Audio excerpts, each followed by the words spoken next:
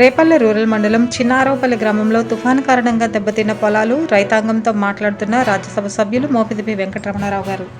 ఈ మిచాంగ్ సైక్లోన్ యొక్క ప్రభావం వల్ల రైతాంగం తీర ప్రాంతాల్లో ఉన్నటువంటి జిల్లాల్లో ఉన్నటువంటి టువర్డ్స్ నెల్లూరు, చిత్తూరు దగ్గర నుంచి ఈస్ట్ వెస్ట్ వరకు కూడా తీవ్ర స్థాయిలో నష్టపోయేటటువంటి పరిణామాలు స్పష్టంగా కనిపిస్తున్నాయి. ప్రత్యేకించి బాపట్ల జిల్లాకు సంబంధించి తీసుకున్నట్లయితే ఇంత భారీ స్థాయిలో వర్షాలు పడటం కానీ,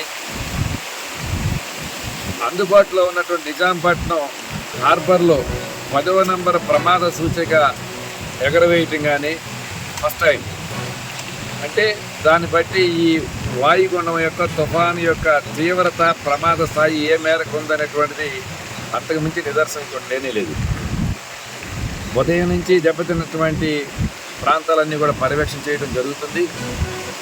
పంట చేతికొచ్చే టైం, కొంత వర్షాభావ పరిస్థితులు ఉన్నప్పటికి కూడాను ప్రభుత్వం కొన్ని క్రమశిక్షణా పద్ధతిలో నీటి సరఫరా ఇచ్చిన విధానానికి రైతులందరూ కూడాను మంచి దిగుబడులు వచ్చి ఎకరాకి 40 నుంచి 45 బస్తాల ధాన్యాన్ని ఇంటికి వెళ్తాము, 4 రోజులు ఆగితే అనే సంతోషకరమైన పరిస్థితుల్లో మరి ఈ తుఫాను యొక్క ప్రభావం వల్ల రైతాంగం 190% పైచీలకు నష్టపోయేటువంటి పరిణామాలు స్పష్టంగా కనిపిస్తున్నాయి. ముఖ్యంగా రేపల్లె ప్రాంతానికి సంబంధించినంత వరకు సుమారుగా 74 నుంచి 75 వేల ఎకరాలు పంట చేతికి వచ్చే సమయం. మొత్తం కూడాను పంట నష్టపోయే పరిస్థితులు, ఓవరాల్గా రైతాంగం ఎక్కువగా నష్టపోయే పరిస్థితులు స్పష్టంగా కనిపిస్తున్నాయి. ఇలాంటి పరిస్థితుల్లో గౌరవ ముఖ్యమంత్రి వైఎస్ జగన్మోహన్ రెడ్డి గారి యొక్క ఆదేశాల మేరకు జిల్లా అధికార యంత్రాంగం మొత్తం కూడా అప్రమత్తమై ప్రజానీకాన్ని ఆదుకోవటానికి, రైతాంగాన్ని ఆదుకోవటానికి అవసరమైనటువంటి తీసుకోవలసినటువంటి సహాయ సహకారాలు, సహాయ చర్యలు అన్నీ కూడాను తీసుకోవడం జరిగింది.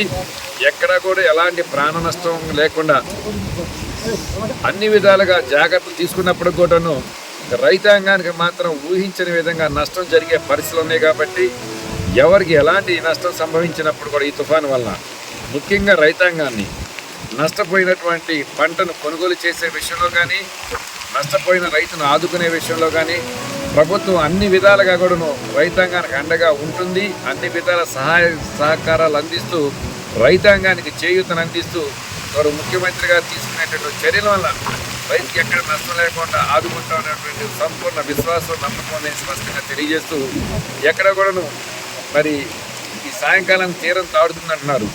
తీరం దాటే క్రమంలో ఇప్పుడు వస్తున్నటువంటి ఈ గాలుల యొక్క ప్రభావం, కురుస్తున్నటువంటి వర్షం యొక్క పరిస్థితులకు దాని ఇండికేషన్ తీరం దాటడానికి, తీరంలోనే వాయుగుండం దాడుతుందనే దానికి సంకేతాలు ఇవే. కాబట్టి ఇంకా ప్రజలందరూ కూడాను అలర్ట్ చేయడానికి అధికార యంత్రాంగం అంతా కూడా సిద్ధంగా ఉందని స్పష్టంగా తెలియజేస్తుంది.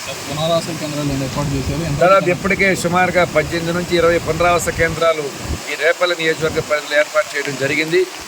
కేంద్రాలలో ఉన్నటువంటి బాధితులందరినీ కూడా అన్ని విధాలుగా ఆదుకోవడానికి ప్రభుత్వ పరంగా తీసుకోవాల్సినటువంటి అన్ని రకాల సహాయక చర్యలు కూడా తీసుకోవడం జరుగుతుంది.